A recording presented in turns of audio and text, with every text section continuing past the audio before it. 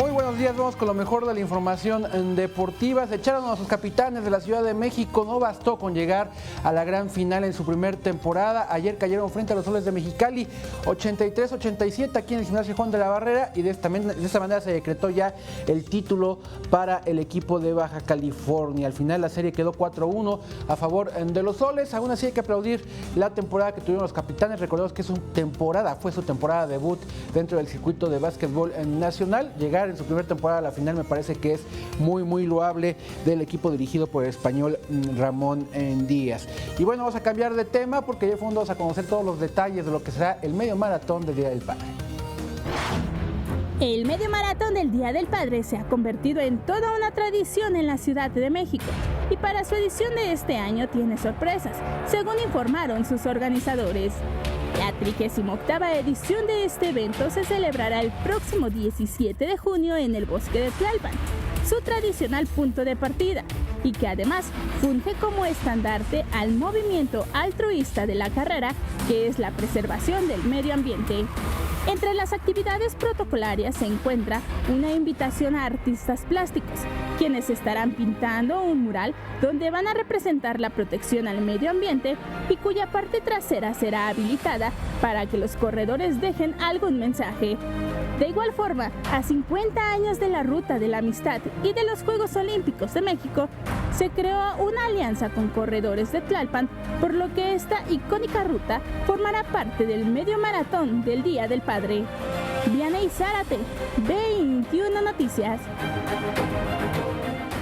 Bueno, ayer se consumó el milagro en la Champions League cuando todo el mundo daba por hecho que ya el Barcelona, después de la ventaja conseguida en la ida, recordemos que había derrotado 4-1 a la Roma en el Camp Nou, en el Nou Camp.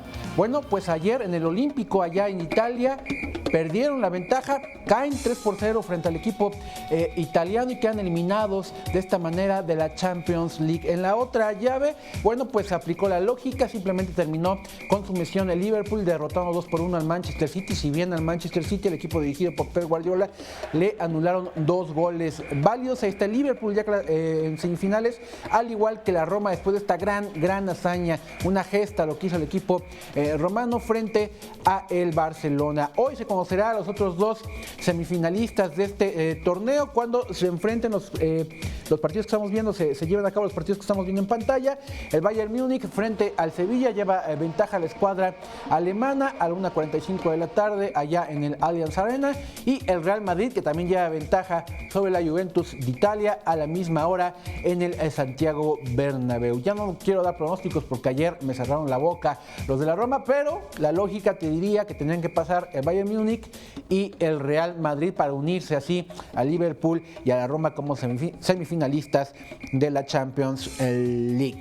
Y bueno, también ayer ya se definió lo que va a ser la final de la Conca Champions. Primero Chivas logró irse en 0 allá en Nueva York, mantener el 0 frente al Red Bull, y de esta manera, con el gol conseguido en la ida aquí en Guadalajara, logran calificarse con lo mínimo a la gran final de este torneo que sabemos otorga el pase al Mundial de Clubes. Ya perdida por completo la liga para el Guadalajara, no va a calificar a la liguilla, pues lo único que le queda en el costal para recuperar este año es precisamente ganar esto, conseguir su pase al Mundial de Clubes, que va Almeida ya colocando, será la 7ª final de Matías Almeida, cualquier torneo, ya son 7 finales de torneos que Matías Almeida coloca al Guadalajara, vino a revolucionar precisamente el presente del rebaño rojiblanco. ¿Qué pasó con la otra llave? Todo el mundo queríamos clásico en la final, pero el América dijo, no, le ganan aquí en la cancha de Estadio Azteca, empate a 1 gol, y de esta manera el marcador global fue a favor de los de Toronto, 4-2. No pudo el América con el Toronto, que se convirtió en el matagigantes. Primero se despachó a los Tigres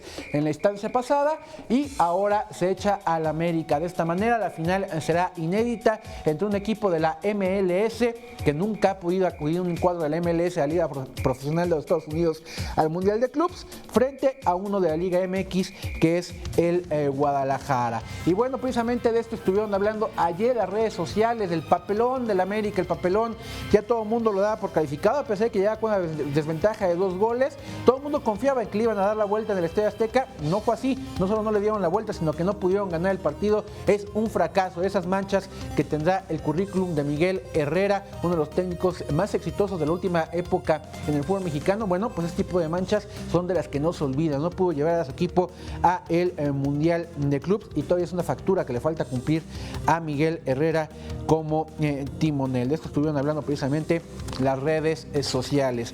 Y bueno, estos son torneos que sí tienen algo que ver. En un torneo que no tiene nada que ver, bueno, pues se iba a jugar la final, ¿no? La Copa MX, que ni dinero, ni boleto para nada, no da nada este torneo, ¿no? Simplemente ahí está inventado por la Liga MX. Se enfrentan Necaxa frente a Toluca a las 8 de la noche en el Estadio Victoria, que me parece pues que lo más destacado es ver al Toluca, que lleva 11 partidos seguidos sin derrota entre la Copa y la Liga, son superlíderes en la Liga, ya calificados a la fiesta grande, se colocaron aquí en la final de la Copa MX, son 11 partidos ya los que llevan los dirigidos por Hernán Cristante sin conocer la derrota. Ya veremos cómo le va frente al Necaxa, que es un equipo que no juega espectacular, pero hace lo propio para siempre ser un equipo de peligro. Y vamos a cambiar de tema, vamos a hablar de rugby, porque las Serpientes en su versión varonil ya están concentradas en la Ciudad de México. La preselección nacional de rugby 7S realizó su primera concentración del año de cara a lo que será su participación en los Juegos Centroamericanos y del Caribe Barranquilla 2018 con un grupo de 35 jugadores, de los cuales al final quedarán 12. La Ciudad de México albergó al entrenador neozelandés Simon Pierre y a sus convocados, quienes reportaron una vez concluidas las actividades de la Liga Nacional de Rugby 15S, por lo que se contó con un grupo completo. Durante esta concentración, las Serpientes sostuvieron un partido en las instalaciones de la Universidad La Salle en la zona Esmeralda del Estado de México ante los equipos Jaguares y Wallabies. La próxima concentración de la selección mexicana será del 10 al 13 de mayo próximo. Dianey Zárate, 21 Noticias. Ahí está las Serpientes, y precisamente hablando de rugby, les voy a mostrar este video ya para despedirme. Sucedió en la Liga de Inglaterra de rugby, que sabemos que son uno de los países que tienen más pasión por este deporte, más fuertes también, son potencia en este deporte, tienen una liga muy organizada.